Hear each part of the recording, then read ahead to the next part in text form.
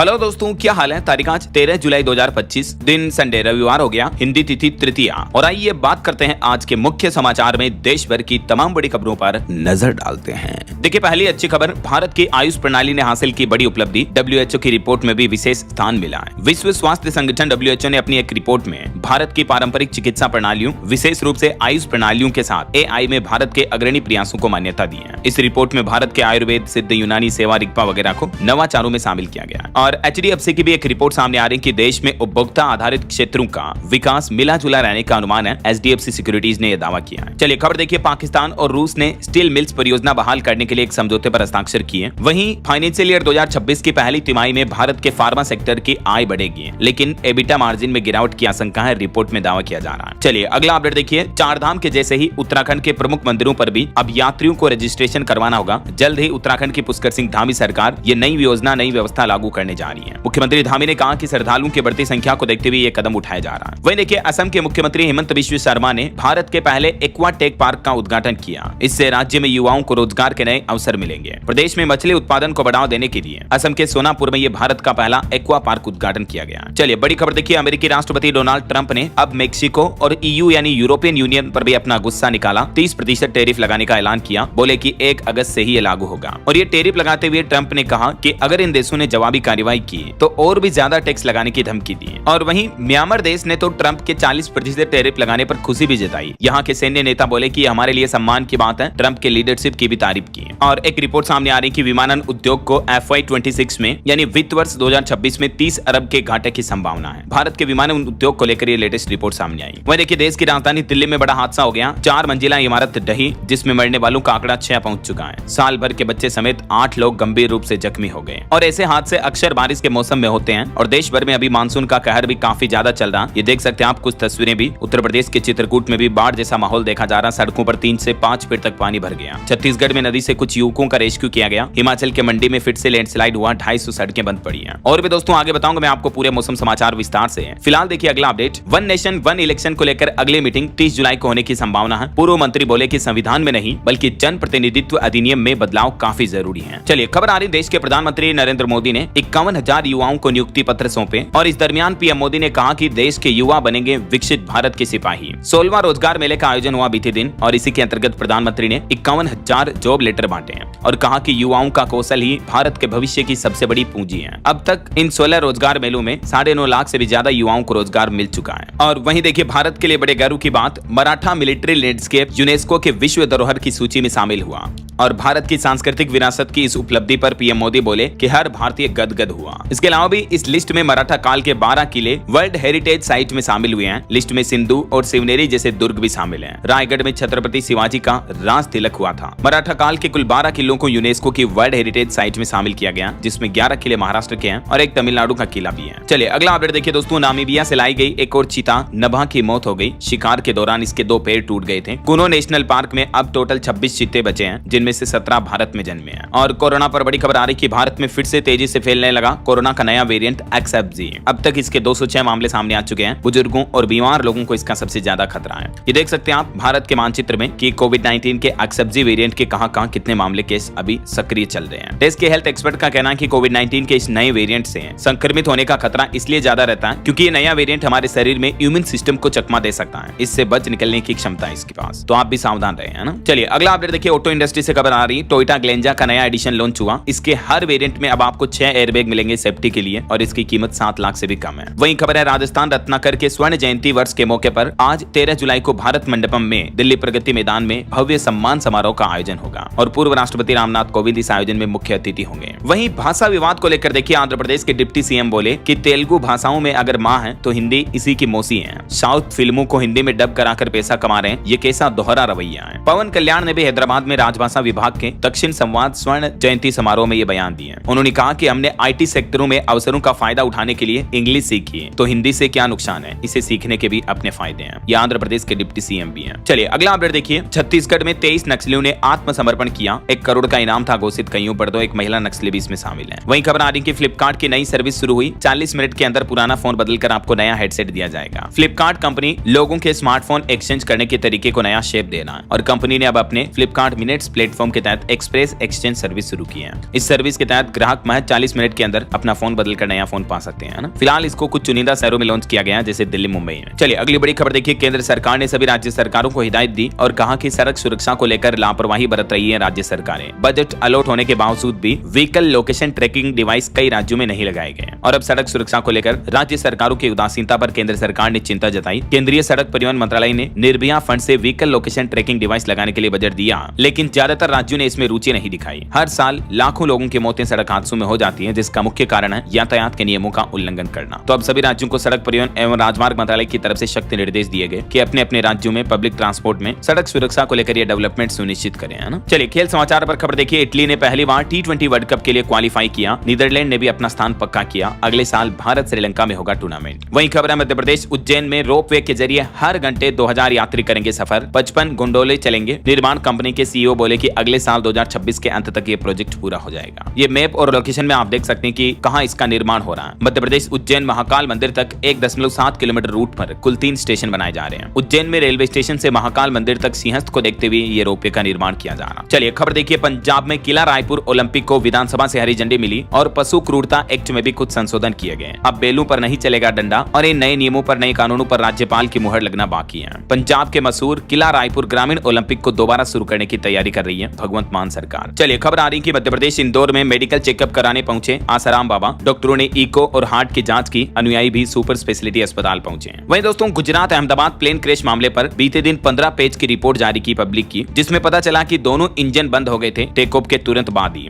और एक पायलट ने दूसरे से यह भी पूछा था कि क्या तुमने फ्यूल बंद किया, तो दूसरे पायलट ने जवाब दिया था नहीं। इस रिपोर्ट के मुताबिक हादसे वाले विमान में दोनों इंजनों के फ्यूल स्विच बंद थे, जिसके बाद पायलटों ने इसे चालू किया और दोनों इंजन को दोबारा शुरू करने की कोशिश तो की थी, लेकिन क्योंकि विमान बहुत कम ऊंचाई पर था इसलिए इंजनों को दोबारा ताकत पाने का समय नहीं मिल सका और ये विमान क्रैश हो गया। तो इस शुरुआती जांच में ये टेक्निकल रीजन तो पता चल गया है कि इंजन के फ्यूल स्विच बंद थे, तो इंजन में तेल जा ही नहीं रहा था। यही वजह है कि इंजन थ्रस्ट जनरेट नहीं कर पाए और विमान क्रैश हो गया। लेकिन अभी तक ये सामने नहीं आया कि आखिर फ्यूल स्विच बंद कैसे हुए थे। क्या किसी की गलती थी, क्या किसी की भूल थी, या किसी की जानबूझकर लापरवाही थी। आखिर फ्यूल स्विच बंद हुए तो हुए कैसे। अब इस अहमदाबाद विमान हादसे की रिपोर्ट का डिटेल एनालिसिस सामने आएगा, तभी पता चलेगा ये सब। तो फिलहाल तक की रिपोर्ट में यह दावा किया जा रहा है कि प्लेन के फ्यूल स्विच बंद हो गए थे। उसके बाद पायलटों ने दोबारा चालू करने की कोशिश की, लेकिन समय बहुत कम था, तब तक बहुत देर हो चुकी थी। और ये दोनों पायलटों ने बातचीत भी की थी कि क्या फ्यूल स्विच तुमने बंद किया, तो दूसरे ने कहा था मैंने नहीं किया। इन दोनों की बातचीत की वॉइस रिकॉर्डिंग भी ब्लैक बॉक्स में पाई गई। हालांकि ये जो एयर इंडिया विमान हादसे को लेकर शुरुआती जांच रिपोर्ट सामने आई है, इस पर airline pilots association of India का बयान सामने आया और एसोसिएशन का कहना है कि जांच का लहजा और दिशा पायलट की गलती की ओर संकेत देती है और हम इस धारणा को पूरी तरह से खारिज करते हैं और निष्पक्ष जांच पर जोर देते हैं। तो एयर इंडिया विमान हादसे की रिपोर्ट को फिलहाल पायलट्स एसोसिएशन ऑफ इंडिया ने तो खारिज कर दिया कि कहीं न कहीं एयरलाइन कंपनी अपनी गलती ना बताते हुए पायलटों की गलती बताना चाह रही है ऐसा। चलिए टेक न्यूज से खबर देखिए दोस्तों। एप्पल कंपनी की स्मार्ट वॉच बताएगी कि आप प्रेग्नेंट हैं या नहीं। एप्पल के नए AI फीचर से 92% तक सही रिजल्ट मिलेंगे और शरीर में होने वाले किसी भी तरह के इन्फेक्शन को भी शुरुआती स्टेज में पकड़ा जा सकेगा। एप्पल कंपनी अपनी नेक्स्ट जनरेशन स्मार्ट वॉच में कई तरह के एडवांस आर्टिफिशियल इंटेलिजेंस से जुड़े फीचर लेकर आ रही है, जो कि आपकी हेल्थ से जुड़ी कई तरह की बीमारियों का पता लगा पाएंगे, जिसमें बाकायदा AI मॉडल में 2 तरह का डेटा इस्तेमाल किया गया, वेरिएबल डेटा और दूसरा बायोमेट्रिक डेटा, जिससे ये भी पता चल पाएगा कि प्रेगनेंसी टेस्ट पॉजिटिव है या नेगेटिव है ऐसा। और भी जैसे आपकी नींद की quality, infection, heart problems, injury recovery, hypertension समेत कई सारे हेल्थ सिचुएशंस को आप ट्रैक कर पाएंगे इन वेरिएबल स्मार्ट वॉच के जरिए, है ना। चलिए खबर देखिए। हरियाणवी सिंगर मासूम शर्मा के 4 और गाने बैन किए गए। बिलबोर्ड पर पहुंचा 250 मिलियन वाला सॉन्ग भी इसमें शामिल है। अब तक उनके 14 गाने हटाए जा चुके हैं। वही देखिए उत्तर प्रदेश की योगी सरकार ने बहुत ही अच्छा फैसला लिया। यूपी में अब स्कूल जाने के लिए 6000 रुपए सालाना भत्ता मिलेगा स्टूडेंट्स, लड़के लड़कियों को जिनका स्कूल 5 किलोमीटर दूर है, तो उन बच्चों को ये फायदा मिलेगा। सीधे उनके बैंक अकाउंट में पैसे आएंगे। हर साल 6000 रुपए बच्चों को स्कूल आने जाने के लिए सालाना ट्रेवल भत्ता के रूप में देगी योगी सरकार। और फिलहाल ये फ्लैगशिप स्कीम सोनभद्र और बुंदेलखंड के 6 जिलों के लिए शुरू होगी, क्योंकि इन इलाकों में बच्चों का आना जाना बहुत बड़ी समस्या है। और इस स्कीम के तहत झांसी, चित्रकूट, जालौन, हमीरपुर, महोबा, बांदा, सोनभद्र के स्टूडेंट्स को 6000 रुपए सालाना ट्रेवल अलाउंस के रूप में दिए जाएंगे, है ना। 9वीं से 12वीं तक के बच्चों को यह भत्ता मिलेगा। अच्छा, वैसे उत्तर प्रदेश में छात्रों और शिक्षकों के लिए भी एक नया फरमान सामने आ चुका है। यूपी बोर्ड ने हाजिरी का नियम बदल दिया और कहा कि लापरवाही करना अब भारी पड़ेगा। दरअसल उत्तर प्रदेश माध्यमिक शिक्षा परिषद ने मान्यता प्राप्त सभी विद्यालयों में ऑनलाइन उपस्थिति दर्ज कराने की व्यवस्था लागू होने के बावजूद भी जो विद्यालय इन नियमों का पालन नहीं कर रहे हैं, तो ऐसे सभी विद्यालयों को यूपी बोर्ड के शिक्षा विभाग ने पत्र लिखकर इस नियम को सुनिश्चित रूप से लागू करने का निर्देश दिया है। और ये भी कहा कि सभी माध्यमिक विद्यालय प्रतिदिन यानी डेली विद्यार्थी विद्यार्थियों यानी स्टूडेंट्स और शिक्षकों की ऑनलाइन उपस्थिति दर्ज कराएं और शिक्षा विभाग की ऑफिशियल वेबसाइट पर अपलोड करने का आदेश भी दिया। चलिए अगली खबर देखिए। अयोध्या के राम मंदिर पर फिल्म बनाएंगे गोवा के मंत्री मोविन गोडिनो और इसका नाम होगा अयोध्या द फाइनल आर्ग्यूमेंट। इसमें आपको राम मंदिर का इतिहास देखने को मिलेगा, आस्था और कानूनी जंग जो कई दशकों तक कोर्ट कचहरी में इसके मामले चले, उन सब की हिस्ट्री इतिहास जानने का मौका मिलेगा आपको इस फिल्म में, है ना। चलिए दोस्तों, मोबाइल फोन लॉन्चिंग पर खबर आ रही। Infix hot 60 5G plus gaming smartphone launch हुआ। इसकी कीमत 10,499 रुपए और इसमें सर्किल टू सर्च और वॉइस असिस्टेंट जैसे AI फीचर्स भी मिलेंगे। वहीं खबर है दिल्ली हाईकोर्ट के पूर्व जज जस्टिस यशवंत वर्मा को भी हटाने की तैयारियां शुरू हुई। लोकसभा में जल्द ही प्रस्ताव लाया जाएगा, सांसदों के साइन कराए जा रहे हैं। 21 जुलाई से संसद का जो मानसून सत्र शुरू होगा उसमें यह हाईकोर्ट के जज साहब को हटाने का प्रस्ताव पारित किया जाएगा। चलिए खबर देखिए। हरियाणा के ऊर्जा और परिवहन मंत्री अनिल विज बोले कि कांग्रेस अध्यक्ष खड़गे को भारत पर नहीं बल्कि पाकिस्तान पर भरोसा है। अंबाला में उन्होंने कहा कि ट्रंप ने युद्ध में कोई मध्यस्थता नहीं की और राहुल गांधी पर भी उन्होंने तंज कसा। वहीं देखिए बड़ी खबर, बांग्लादेश में हिंदू समर्थक अर्थशास्त्री अब्दुल बरकत को गिरफ्तार किया गया। इन पर भ्रष्टाचार के आरोप लगे। इन्होंने कहा था कि देश में 2046 तक हिंदू नहीं बचेंगे। और अंतर्राष्ट्रीय न्यूज पर एक और बड़ी खबर देखिए। कतर में अमेरिकी बेस पर गिरी थी ईरान की मिसाइल। अमेरिका के रक्षा मंत्रालय ने अब इस बात की पुष्टि की और हमले में मामूली नुकसान भी हुआ था। 22 जून को जो मिसाइल अटैक हुआ उस पर अब ऑफिशियली अमेरिकी रक्षा मंत्रालय की तरफ से पहली बार पुष्टि की गई है। चलिए खबर आ रही कि दुर्लभ खनिज उत्पादन के लिए 1345 करोड़ का प्रोत्साहन देगा केंद्र, चीन पर निर्भरता घटेगी। रेयर अर्थ मैग्नेट की उत्पादकता भारत में ही बढ़ाने के लिए केंद्र सरकार ने फंड जारी करने का फैसला किया है। और देखिए हैदराबाद राज्य में स्थापित होगा रेयर अर्थ मैग्नेट प्लांट भी चीन की आपूर्ति पर निर्भरता खत्म करेगा भारत। केंद्र सरकार की तरफ से ये योजना बनाई गई है। चलिए खबर आ रही है। देश की वित्त मंत्री निर्मला सीतारमण ने मेघालय में कहा कि पारिस्थितिकी तंत्र विकास में संतुलन जरूरी है। 2 करदाताओं को भी सम्मानित किया। और वहीं दोस्तों FPI पर भी एक रिपोर्ट सामने आ रही है कि विदेशी निवेशकों का भारत पर भरोसा अभी भी बरकरार है। इस सप्ताह भारतीय बाजार में 5260 करोड़ रुपए डाले गए फॉरेन पोर्टफोलियो इन्वेस्टर्स के जरिए। और टेक न्यूज से खबर देखिए। मेटा ने वॉइस AI स्टार्टअप play.ai का अधिग्रहण किया और इससे मेटा यानी फेसबुक इंस्टाग्राम मैनेज करने वाली कंपनी अपनी वॉइस टेक्नोलॉजी को मजबूत करेगी। चलिए अगला अपडेट देखिए। मध्य प्रदेश में मत्स्य पालन को मिलेगा अब उद्योग का दर्जा। अन्य इंडस्ट्री की तरह मछली पकड़ने वाले मछुआरों को भी अब हर तरह के उद्योगपतियों की सुविधाएं दी जाएगी। मध्य प्रदेश के मुख्यमंत्री मोहन यादव की तरफ से बड़ा ऐलान किया गया और उन्होंने मछुआरा समुदाय के कल्याण हेतु कई योजनाओं की शुरुआत की। 22 करोड़ रुपए से 453 स्मार्ट फिश पार्लर और 92 करोड़ रुपए से 3360 केज परियोजना का भी भूमि पूजन किया। उन्होंने कहा कि मध्य प्रदेश सरकार मछली पालन को आधुनिक उद्योग के रूप में बढ़ावा दे रही है, जिससे कि युवाओं के लिए रोजगार बढ़ेंगे और मछुआरों को भी आर्थिक सहायता प्रदान की जाएगी, है ना। और छोटे कारोबारियों व्यापारियों को छत्तीसगढ़ सरकार ने भी बड़ी सौगात दी है। देखिए राज्य में 25,000 तक की वेट देनदारी को माफ कर दिया है और इससे छत्तीसगढ़ राज्य में 40,000 से भी ज्यादा व्यापारियों कारोबारियों को राहत मिलेगी। सरकार ने 10 साल से ज्यादा पुरानी 25,000 रुपए तक की वेट देनदारी को खत्म करने का फैसला किया है। छत्तीसगढ़ के मुख्यमंत्री विष्णुदेव साय की कैबिनेट बैठक में कई और अहम विधेयकों को मंजूरी मिली है। कुछ की डिटेल आप देख सकते हैं। GST में संशोधन से भी अब कारोबार करना आसान होगा। टाइम ऑफ सप्लाई को सरकार ने खत्म किया। सरकार का विशेष आर्थिक क्षेत्रों को बढ़ावा देने की कोशिश के लिए भी यह फैसला लिया गया और छोटे व्यापारियों के लिए भी यह नई उम्मीद भरी योजना लाने जा रही है। चलिए खबर आ रही कांवड़ यात्रा के दौरान दिल्ली में दुकानों को दिया जा रहा सनातनी सर्टिफिकेट। विश्व हिंदू परिषद ने नया अभियान शुरू किया है। वहीं दोस्तों यूपी पंचायत चुनाव में भी किसी भी तरह की भ्रष्टाचार गड़बड़ घोटाला ना हो और आरक्षण पर विवाद से बचने की रणनीति बनाने के लिए 6 सदस्यीय आयोग का गठन किया जाएगा। उत्तर प्रदेश के पंचायती राज विभाग की तरफ से यह प्रस्ताव सरकार को भेजा गया है। चलिए स्टूडेंट्स के लिए एक और अपडेट आ रहा है कि स्कूलों में अब बोरियत खत्म होगी, मजेदार बनेगी आपकी पढ़ाई, क्योंकि NCERT की नई किताबों से बंद होगा रटने का दौर। दरअसल NCERT ने स्टूडेंट्स के लिए इस बार नई किताबें लॉन्च की हैं। क्लास 5 और क्लास 8 की पढ़ाई को अब रोचक बनाया जाएगा। स्किल बेस्ड एजुकेशन को बढ़ावा देने पर फोकस किया जा रहा है और कुछ नई किताबें भी जोड़ी जा रही जिसमें क्यूरियोसिटी, विज्ञान, कुशल बोध, मल्हार और पूर्वी जैसी बुक्स शामिल हैं। और कांवड़ यात्रा को लेकर दोस्तों दिल्ली सरकार ने भी एक बड़ा फैसला लिया। देखिए आप कांवड़ यात्रा और रामलीला के लिए दिल्ली की रेखा गुप्ता सरकार ने बड़ा ऐलान किया है। एक तो दिल्ली सरकार ने इस बार 374 कांवड़ शिविरों को मंजूरी दी है, जबकि पिछली बार 170 थे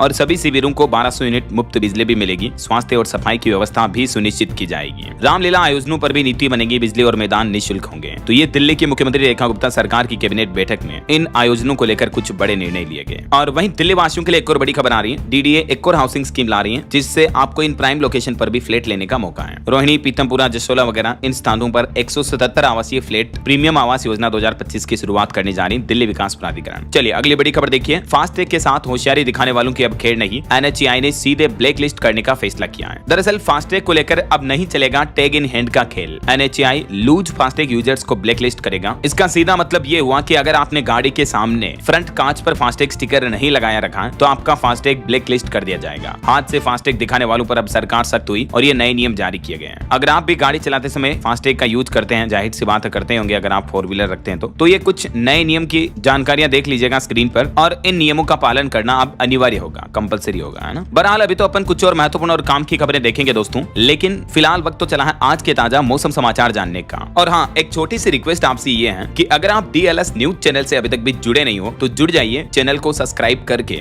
बेल आइकन जरूर दबा दीजिएगा और इस वीडियो पर एक लाइक और शेयर भी कर देना, ताकि आपको रोजाना की ताजा खबरें, महत्वपूर्ण मुख्य समाचार, काम के न्यूज अपडेट सबसे पहले आपके मोबाइल पर मिलते रहेंगे। ओके, और चलिए बिना टाइम वेस्ट किए सीधा आगे बढ़ते हैं मौसम अपडेट में। देखिए, मौसम विभाग की तरफ से कई राज्यों में अभी भी मानसून तांडव मचा सकता है। IMD ने रेड अलर्ट जारी किया है। दिल्ली पर भी अभी तो मेहरबान है मानसून, लेकिन उमस और गर्मी के बीच राजधानी में फिर से बारिश देखने को मिलेगी। अगले 5 दिन लगातार बादल बरसेंगे। मौसम विभाग का कहना है कि 17 जुलाई तक तो दिल्ली में बारिश से राहत मिलने वाली है नहीं। इसके अलावा भी उत्तर प्रदेश, राजस्थान समेत 5 राज्यों में लगातार 5 दिन तक भारी बारिश का अलर्ट जारी हुआ। कुछ अलग अलग राज्यों के मौसम के अपडेट देखिए आप। उत्तर प्रदेश के चित्रकूट में बाढ़ जैसे हालात चल रहे हैं। हिमाचल के मंडी में फिर से लैंडस्लाइड देखा गया। राजस्थान के भी 28 जिलों में आज बरसात का अलर्ट है। भारी बारिश की चेतावनी जारी हुई। बीकानेर, झुंझुनू समेत कई जिलों में 4 इंच तक पानी भी बरसा। ये देखिए राजस्थान झालावाड़ की भी घटना, 4 इंच बारिश हुई। 3 बच्चे एनीकट में डूब गए। झुंझुनू में कई झरने बहने लगे और कुल 30 जिलों में आज और कल भी राजस्थान में भारी बारिश का अलर्ट है। जोरदार बारिश के बीच सावन महीने की शुरुआत हुई राजस्थान समेत कई राज्यों में। ये देख सकते हैं आप, बच्चों को भी पीठ पर बैठाकर स्कूल पहुंचाया जा रहा, इतना पानी भरा हुआ चारों तरफ। और इधर हरियाणा में देखिए दोस्तों, 7 जिलों में भारी बारिश और 4 जिलों में मध्यम बारिश का अलर्ट है। आसमानी बिजली भी कड़केगी। लैंडस्लाइड की वजह से चंडीगढ़ मनाली नेशनल हाईवे पर भी जाम लग गया। और यूपी कानपुर में देखिए रेलवे ट्रैक भी धंस गया। चित्रकूट में सड़कों पर नाव चलाई गई। उन नाव में भी CHC तालाब बन गया। बिजनौर में पानी में खेल रहे बच्चे, तस्वीरें देख सकते हैं आप। हिमाचल प्रदेश के 3 जिलों में आज भी बारिश का अलर्ट है। तापमान में 4 डिग्री तक की गिरावट देखी गई। 184 सड़कें अभी भी बंद पड़ी हैं। आपदा से राज्य में भारी नुकसान भी हुआ। ये चंडीगढ़ मनाली NH हाईवे यानी नेशनल हाईवे पर भूस्खलन की तस्वीरें आप देख सकते हैं। कई लंबा जाम लग गया, फिर JCB वगैरह से रास्तों को खोला गया। बाकी और भी स्काईमेट वेदर की रिपोर्ट के मुताबिक अगले 24 घंटों के दौरान संपूर्ण भारत का मौसम पूर्वानुमान क्या रह सकता है, जिसकी जानकारी आप देख सकते हैं स्क्रीन पर। देश के अधिकतर राज्यों में मौसम की संभावित गतिविधियां बारिश की बनी रहेगी। ओके, और चलिए मौसम के बाद अब अपन आज के सराफा बाजार पर नजर डाल लेते हैं। तो देखिए दोस्तों, चांदी एक बार फिर से नए ऑल टाइम हाई पर पहुंची, 1,10,000 रुपए प्रति किलो पर। मार्केट एक्सपर्ट का अनुमान है कि इसी साल चांदी 1,30,000 रुपए तक भी जा सकती है। तो आप सिल्वर ETF में निवेश कर सकते हैं, घर बैठे ही डिजिटल सिल्वर के रूप में, है ना। और सोना भी बीते एक सप्ताह में 490 रुपए महंगा होकर अभी सोने का भाव 57,511 रुपए प्रति 10 ग्राम चल रहा, जबकि एक सप्ताह के अंदर अंदर चांदी का भाव 2,500 से भी ज्यादा बढ़ गया। 2700 रुपए महंगी हुई चांदी इसी सप्ताह के दरमियान, क्योंकि आज संडे है तो मैं आपको पूरे सप्ताह के रेट बता रहा हूँ। ओके, और चलिए कुछ मार्केट अपडेट्स देखते हैं। देखिए, ओयो कंपनी को दिल्ली हाईकोर्ट से बड़ी राहत मिली। 1140 करोड़ की एंजल टैक्स डिमांड पर रोक लगाई गई। वही खबर है, रिली गेयर की फंडिंग योजना को भी मंजूरी मिली। बर्मन परिवार करेगा 750 करोड़ रुपए का निवेश। और भारतीय विमानन उद्योग को भी झटका लगेगा। रिपोर्ट में बताया गया इस साल 3,000 करोड़ के नुकसान का अनुमान है। और TCS की मार्केट वैल्यू इस सप्ताह 56,279 करोड़ रुपए कम हुई। हिंदुस्तान यूनिलीवर की वैल्यू 42,363 करोड़ रुपए बढ़ी। भारत की टॉप 10 कंपनियों में से 8 का मार्केट कैप 2 लाख करोड़ रुपए तक गिरा, क्योंकि इस सप्ताह शेयर मार्केट में भारी गिरावट देखने को मिली। ओके, और चलिए मार्केट के बाद आगे बढ़ते हैं अपन खबरों में। देखिए खबर, युवा मामले एवं खेल मंत्रालय ने तेनजिंग नोर्गे राष्ट्रीय साहसिक पुरस्कार 2024 के लिए भी नामांकन शुरू किए। आप इस ऑफिशियल पोर्टल के माध्यम से ऑनलाइन आवेदन कर सकते हैं। और खबर देखिए, अमरनाथ यात्रा पर रिपोर्ट आ रही, अब तक 1,63,000 श्रद्धालुओं ने बाबा बर्फानी के दर्शन कर लिए हैं। भक्तों में चरम पर देखा जा रहा आस्था का उत्साह है। वही खबर है, भारत में दस्तक देने को तैयार है टेस्ला कंपनी। एक दिन बाद 15 जुलाई को मुंबई में खुलेगा पहला एक्सपीरियंस सेंटर भी। और देखिए, देश भर के अलग अलग राज्यों में पुल हादसों पर देश के परिवहन मंत्री नितिन गडकरी सख्त हुए और कहा कि ठेकेदार और अधिकारी सावधान हो जाएं। अगर गड़बड़ी सामने आई तो छोड़ूंगा नहीं। हाल ही में गुजरात के वडोदरा में जो पुल हादसा हुआ, उसके बाद केंद्रीय परिवहन मंत्री नितिन गडकरी ने सख्त चेतावनी दी है सभी ठेकेदार अधिकारियों को भी। चलिए खबर देखिए, हरेला पर्व पर उत्तराखंड राज्य में 5 लाख से ज्यादा पौधे लगाए जाएंगे। पुष्कर सिंह धामी सरकार का प्लान है, एक पेड़ मां के नाम अभियान के तहत। और हरि कृष्णन भारत के 87वें ग्रैंड मास्टर बने। ये चेन्नई के 23 वर्षीय शतरंज प्लेयर है। वहीं केंद्र सरकार की कैबिनेट बैठक ने हाल ही में 1 लाख करोड़ की रोजगार लिंक्ड योजना को भी मंजूरी दी। मैंने आपको डिटेल जानकारी बताई थी इसके बारे में DLS न्यूज चैनल पर पहले भी, है ना। और खबर है, केरल के अल्लेप्पी जिले का आर्थुंकल पुलिस स्टेशन देश का पहला ऐसा पुलिस थाना बन गया है जो कि ISO 9001-2015 सर्टिफाइड है, प्रमाणित हो चुका है। और खबर है, स्विट्जरलैंड देश ने छोटे बच्चों के लिए पहली मलेरिया की दवा को भी मंजूरी दी। वहीं देखिए, भारत पांडुलिपि विरासत पर पहले वैश्विक सम्मेलन की मेजबानी करेगा। 11 से 13 सितंबर तक दिल्ली में चल रहा है, आज लास्ट डेट है। और खबर है, यूनेस्को ने 3 अफ्रीकी स्थलों को संकटग्रस्त विश्व धरोहरों की सूची से हटाया। ये तीनों स्थलों के नाम भी आप देख सकते हैं। ओके, और चलिए अगला अपडेट देखिए, केंद्र सरकार की पोषण 2.0 योजना शुरू होने जा रही। 1 अगस्त से बायोमेट्रिक्स के जरिए किया जाएगा लाभार्थियों का पंजीकरण। केंद्रीय महिला एवं बाल विकास मंत्री अन्नपूर्णा देवी ने कहा कि इस योजना के तहत 1 तारीख से ही बायोमेट्रिक सत्यापन जरूरी होगा, ताकि सेवाओं को बेहतर किया जा सके और भ्रष्टाचार पर लगाम लगाई जा सके, है ना। चलिए बड़ी खबर देखिए, FSDA ने बड़ी कार्रवाई की। कर्नाटक राज्य में दवाओं और खान पान की गुणवत्ता को लेकर यह कार्रवाई की गई। बीते महीने जून में 133 दवा कंपनियों के लाइसेंस भी निलंबित किए गए। और एक बड़ी चिंताजनक रिपोर्ट देखिए दोस्तों, वैज्ञानिकों की सामने आ रही कि ग्लेशियरों में छिपे ज्वालामुखी सक्रिय हो रहे हैं, जिससे विस्फोटकों की रफ्तार बढ़ सकती है। जलवायु परिवर्तन यानी क्लाइमेट चेंज की वजह से दुनिया में ये एक नया खतरा पैदा हो रहा है, खास करके दक्षिणी चिली वगैरह इन देशों में। वही खबर है महाराष्ट्र में शिवाजी के हर किले के लिए समिति गठित करेगी महाराष्ट्र सरकार। बॉम्बे हाईकोर्ट के पूर्व जज भी डिजिटल अरेस्ट हुए हैं। और देखिए, देश की रक्षा ताकत और बढ़ेगी। कई राज्यों के संरक्षित इलाकों में 32 रक्षा परियोजनाएं शुरू होगी। लद्दाख के 10 प्रस्ताव भी स्वीकृत किए गए केंद्र सरकार के द्वारा। इन रक्षा परियोजनाओं के तहत सामरिक सड़कें, हेलीपैड, प्रशिक्षण क्षेत्र वगैरह इन सभी का निर्माण करवाया जाएगा। और एक अच्छी खबर यह है, भारतीय सेना की मेडिकल सेवा भी जल्द ही पहाड़ी इलाकों में ड्रोन के जरिए लोगों के लिए, जरूरतमंद लोगों के लिए खून दवाइयां पहुंचाएगी। AFMS के डीजी की तरफ से बड़ा ऐलान किया गया। पहाड़ी इलाकों में जहां मतलब गाड़ियां, एम्बुलेंस वगैरह नहीं जा सकती हैं, वहां जल्दी से खून दवाइयां वगैरह पहुंच पाएगी, है ना। और देखिए, तेलंगाना राज्य में स्थानीय निकाय चुनाव में अन्य पिछड़ा वर्ग लोगों के लिए 42% आरक्षण का अध्यादेश जारी हुआ। तेलंगाना के मुख्यमंत्री रेवंत रेड्डी की तरफ से बड़ी घोषणा की गई। और छत्तीसगढ़ सरकार का एक और बड़ा कदम देखिए, राज्य में महिला स्वयं सहायता समूह को मिला रेडी टू ईट निर्माण का कार्य भी। रायगढ़ जिले में 10 महिला समूह का चयन किया गया इसके लिए, और पूरे प्रदेश भर में नई पहल शुरू की गई है छत्तीसगढ़ के मुख्यमंत्री की तरफ से। विष्णुदेव साय ने रायगढ़ में आयोजित कार्यक्रम में यह बड़ी घोषणा की। और खबर आ रही दोस्तों, उत्तर प्रदेश में बिजली के निजीकरण के खिलाफ कर्मचारियों के परिवार भी अब सत्याग्रह आंदोलन में हिस्सा लेंगे। उपभोक्ता परिषद ने कहा कि लोग नहीं चाहते कि उत्तर प्रदेश में बिजली का प्राइवेटाइजेशन हो ऐसा। वहीं खबर है, हिमाचल प्रदेश में भी टूटी फूटी सड़कों को बहाल करने के लिए 2-2 करोड़ रुपए का फंड जारी हुआ। राहत पैकेज के लिए आज दिल्ली में आएंगे हिमाचल के मुख्यमंत्री सुखविंदर सिंह सुक्खू। 14 से 16 जुलाई तक वो दिल्ली के दौरे पर रहेंगे, है ना। और हिमाचल प्रदेश में सरकारी पदों का ग्रुपिंग सिस्टम भी संशोधित किया गया। अब केवल इन्हीं नौकरी वालों को गजेटेड का दर्जा मिलेगा। और ऐसे में अब राज्य में नए नियम के तहत केवल ग्रुप 1 के कर्मचारियों को ही गजेटेड का दर्जा मिलेगा। चलिए खबर देखिए, जम्मू कश्मीर के उपराज्यपाल LG मनोज सिन्हा ने शोपियां में महिला प्रशिक्षण समापन समारोह में शिरकत की। 1481 महिलाओं को सम्मानित भी किया। वहीं खबर है दोस्तों, हरियाणा के मुख्यमंत्री नायब सिंह सैनी ने सूर्यघर मुक्त बिजली योजना की समीक्षा की। 21 लाख रुपए की विकास परियोजनाओं की भी घोषणा की। हिमाचल के कैथल दौरे के दौरान सीएम के ये बड़े ऐलान रहे। और खबर आ रही कि दिल्ली में अब पब्लिक प्राइवेट पार्टनरशिप के जरिए विकास होगा। परियोजनाओं में देरी से लागत बढ़ने पर दिल्ली की रेखा गुप्ता सरकार ने फैसला लिया। और दिल्ली के लोक निर्माण विभाग मंत्री प्रवेश शर्मा की तरफ से भी इस संबंध में अधिकारियों को सख्त निर्देश दिए गए हैं। चलिए खबर देखिए, झारखंड में जल्द ही लागू होगी कैशलेस ट्रीटमेंट स्कीम 2025। अब एम्बुलेंस का खर्चा भी सरकार उठाएगी। सड़क दुर्घटना में घायल लोगों को अब पैसों की चिंता नहीं रहेगी। जो केंद्र सरकार की ये योजना है, इसके तहत 1.5 लाख रुपए तक का घायलों को मुफ्त इलाज मिलेगा। तो ये योजना अब झारखंड राज्य में भी पूर्ण रूप से लागू होने जा रही है ना। और खबर है, मुंबई की धारावी मॉडल के जैसे ही दिल्ली की भी 675 झुग्गी बस्तियों को डेवलप किया जाएगा। DUSIB को 15 दिन में रिपोर्ट सौंपेगी समिति। दिल्ली शहरी आश्रय सुधार बोर्ड की तरफ से ये प्लान तय किया गया। ओके, और बिहार स्टेट से जुड़े कुछ बड़े अपडेट देखिए दोस्तों। देखिए, बिहार में अब एक-एक गोली का जवाब देना होगा। कारतूसों की निगरानी बढ़ाई जाएगी। गृह विभाग की तरफ से तैयारी कर ली गई है सभी लाइसेंस धारकों के लिए। जिनके पास गन वगैरह के लाइसेंस है उनके लिए ये नए कानून कायदे लागू होंगे। और बिहार में हर परिवार को 100 यूनिट बिजली भी फ्री दी जाएगी। चुनाव से पहले नीतीश सरकार की तरफ से बड़ी घोषणा की गई। बस इस योजना पर कैबिनेट बैठक में अंतिम मंजूरी मिलने की संभावना चल रही है। तो दोस्तों, मीडिया में ऐसी काफी खबरें चली थी। उसके बाद बिहार के नीतीश सरकार ने इन खबरों का खंडन किया और कहा कि ऐसा कोई भी फैसला नहीं लिया गया है। और खबर है, बिहार के सरकारी स्कूलों में भी व्यवस्था का ध्यान रखेगा अब शिक्षा विभाग। बच्चों और शिक्षकों को भी ये काम करना होगा। बिहार के सभी सरकारी स्कूल में लागू प्रबंधन प्रणाली का शिक्षा विभाग आकलन करेगा और हर एक चीज पर नजर रखी जाएगी। और बिहार में 71,000 प्राइमरी स्कूलों के लाखों शिक्षकों का काम भी बढ़ा। नीतीश सरकार की तरफ से बड़ा निर्देश दिया गया, जिसके तहत 5.5 लाख शिक्षकों को प्रशिक्षित किया जाएगा 71,000 प्राथमिक स्कूलों में। पहले चरण में पहली दूसरी कक्षा के शिक्षक शामिल होंगे। देख सकते हैं आप और भी प्लान। वहीं बिहार को इस मामले में नंबर 1 बनाने की तैयारी कर रही है नीतीश सरकार। इस तारीख को लॉन्च करेगी एक नया पोर्टल भी। दरअसल बिहार सरकार ने कॉर्पोरेट सामाजिक उत्तरदायित्व नीति 2025 जारी की है। और इस नीति का उद्देश्य यह है कि बिहार को CSR निधि उपयोग में अग्रणी राज्य बनाना है। और इसके लिए जुलाई के अंत तक CSR पोर्टल लॉन्च करेगा बिहार का सरकारी विभाग। वहीं बिहार में ग्रीन एनर्जी को भी बढ़ावा दे रही बिजली कंपनी। इन 2 जिलों में काम शुरू हुआ। बांका और लखीसराय में ग्रीन एनर्जी कॉरिडोर के निर्माण पर काम शुरू हो चुका है। और वहीं दोस्तों, बिहार में BSRTC की तरफ से एक स्पेशल बस सेवा भी शुरू की गई है। बिहार पटना से सुल्तानगंज होते हुए सीधे देवघर तक चलेगी ये बसें। किराया और इनकी रूट टाइमिंग वगैरह क्या होगी ये भी आप देख सकते हैं। ओके, और चलिए कुछ और स्टेट न्यूज अपडेट देख लेते हैं फटाफट से। देखिए, राजस्थान में उदयपुर फाइल्स की रिलीज के लिए PM मोदी को लेटर लिखा। कन्हैया लाल की पत्नी ने कहा कि फिल्म में हत्या की कहानी है, इसमें कुछ गलत नहीं है। और राजस्थान में नकली नोट के मामले पर भी एक बड़ी खबर देखिए आप। 1 करोड़ के नकली नोटों के साथ 3 बदमाश गिरफ्तार हुए हैं। ये लोगों को 5 गुना रकम का झांसा देते थे। अलवर पुलिस की तरफ से ये बड़े भ्रष्टाचार का खुलासा किया गया। ये नोटों की गड्डियां भी आप देख सकते हैं, सारे के सारे नकली नोट हैं, बिल्कुल असली की तरह दिख रहे हैं ना। चलिए खबर देखिए, मध्य प्रदेश में 1.25 करोड़ लाडली बहनों को 1543 करोड़ रुपए मिलेंगे। रक्षाबंधन के 250 रुपए अलग से दिए जाएंगे। मुख्यमंत्री ने कहा कि कांग्रेस ने कभी एक कौड़ी भी नहीं दी। वहीं मध्य प्रदेश हाईकोर्ट में याचिका लगाई गई। 9 जिलों के कलेक्टर SP को नोटिस भेजा गया। भिक्षावृत्ति खत्म करने मध्य प्रदेश में 2018 से कानून लागू है, लेकिन कार्रवाई नहीं हुई इसके लिए। और MP में अगले 3 साल के लिए बनेगा रोलिंग बजट भी। विभाग बताएंगे योजना में खर्च की वजह। वहीं खबर देखिए, छत्तीसगढ़ के 7 नगरीय निकायों को मिलेंगे राष्ट्रीय पुरस्कार। स्वच्छ सर्वेक्षण 2024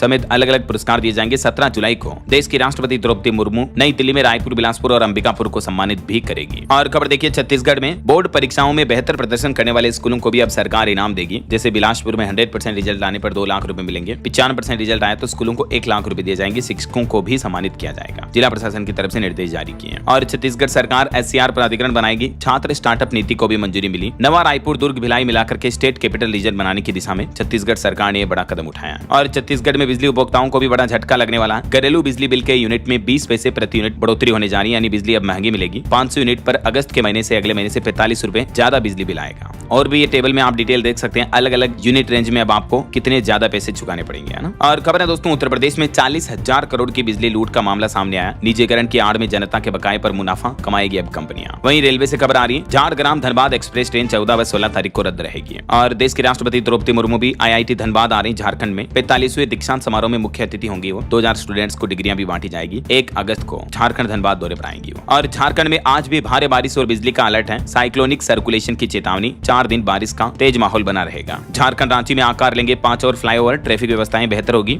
और झारखंड की कैबिनेट बैठक में कुल 27 प्रस्तावों को मंजूरी दी गई। NPS में शामिल राज्य कर्मियों को वेतन का 50% पेंशन दिया जाएगा। और भी कैबिनेट बैठक में लिए गए कुछ अन्य फैसलों की जानकारी आप स्क्रीन पर देख सकते हैं। चलिए खबर आ रही है कि हरियाणा के 14 जिलों में अपराध बढ़े हैं। डेटा सामने आ रहे हैं। बीते 8 महीनों में जबरन वसूली के 275 से ज्यादा केस आए। STF ने 800 गैंगस्टर भी पकड़े, 7.5 करोड़ की रिकवरी भी की। वहीं खबर है हरियाणा की भिवानी में मुख्यमंत्री नायब सिंह सैनी आज करेंगे 234 करोड़ रुपए की योजनाओं की घोषणाएं। टोटल 14 परियोजनाओं का उद्घाटन और शिलान्यास किया जाएगा। पेयजल, बिजली, शिक्षा और स्वास्थ्य समेत कई अलग अलग क्षेत्रों की ये योजनाएं हैं। और वहीं देखिए पंजाब पुलिस में भी बड़ा फेरबदल किया गया। DIG रैंक के 8 अफसरों का तबादला किया। नीलांबरी को काउंटर इंटेलिजेंस डिपार्टमेंट दिया गया। वहीं नानक सिंह को बॉर्डर रेंज की कमान दी गई। ओके, और चलिए कुछ एजुकेशनल अपडेट्स देख लेते हैं फटाफट से। देखिए नीट UG काउंसलिंग का शेड्यूल जारी हो चुका। पहले राउंड के लिए 21 जुलाई से पंजीकरण शुरू होंगे। और भी अलग अलग राउंड की डेट्स आप देख सकते हैं इस टेबल में। और वहीं खबर है UG और PG की प्रोविजनल डिग्री अब ऑनलाइन मिलेगी। यूपी वाराणसी BHU के स्टूडेंट्स के लिए बड़ी राहत भरी खबर है। और आपको मोटिवेशन देने वाली एक खबर बताता हूं, देखिए आप। राजस्थान जयपुर का यह मामला 71 साल के बुजुर्ग ने CA क्लियर किया। इनकी पत्नी की मौत के बाद जब ये अकेले पड़ गए तो इन्होंने पढ़ना शुरू किया और कोचिंग भी नहीं ली। यूट्यूब और सोशल मीडिया के जरिए तैयारी की और देश के सबसे कठिन एग्जाम में से एक चार्टर्ड अकाउंटेंट का एग्जाम कंप्लीट करके अब ये CA बन चुके हैं। ताराचंद इनका नाम है। मैनी कांग्रेट्स इनको। और वही खबर देखिए सरकारी नौकरी पर अपडेट आ रहा। मध्य प्रदेश TET वर्ग 3 की परीक्षा का नोटिफिकेशन जारी हो चुका है। 18,650 वैकेंसी है टोटल। इसमें 18 जुलाई से आवेदन शुरू होंगे। एज लिमिट 40 साल रहेगी और इसकी लास्ट डेट 1 अगस्त 2025 तय की गई है। वही देखिए उत्तर प्रदेश ECCE एजुकेटर के 8,800 पदों पर भी भर्ती का नोटिफिकेशन जारी हुआ। इसमें 7 जुलाई से ऑलरेडी आवेदन शुरू हो चुके हैं। 30 सितंबर इसकी लास्ट डेट रहेगी और इसमें एग्जाम फीस भी नहीं लगेगी। ओके, और चलिए दोस्तों अंत में आज के राशिफल पर नजर डाल लेते हैं। देखिए कन्या राशि के लोगों को किसी की मदद से सफलता मिल सकती है और मीन राशि के लोग भी नई योजनाओं पर काम करेंगे। और भी कुछ अलग अलग राशियों का राशिफल आप देख सकते हैं स्क्रीन पर। और हाँ दोस्तों, आप मुझे कमेंट करके बताइए कि हाल ही में किस राज्य सरकार ने हाथियों की रक्षा के लिए गज मित्र नाम से एक योजना शुरू की है। कमेंट करके बताइए। सही जवाब देने वाले लोगों को रैंडमली सेलेक्ट होने पर DLS न्यूज टीम की तरफ से एक शानदार सरप्राइज गिफ्ट जीतने का मौका मिलेगा। और इसी के साथ ही अगर आपको वीडियो अच्छा लगा तो इसे लाइक करना, शेयर भी करना। DLS न्यूज चैनल को सब्सक्राइब करके बेल आइकन जरूर दबा देना रोजाना ऐसी इन्फॉर्मेटिव जानकारियां, महत्वपूर्ण समाचार देखते रहने के लिए। ओके, ख्याल रखिएगा अपने आप का, अपने परिवार का। मिलेंगे अगले नेक्स्ट अपडेट में। तब तक के लिए जय हिंद, जय भारत, वंदे मातरम।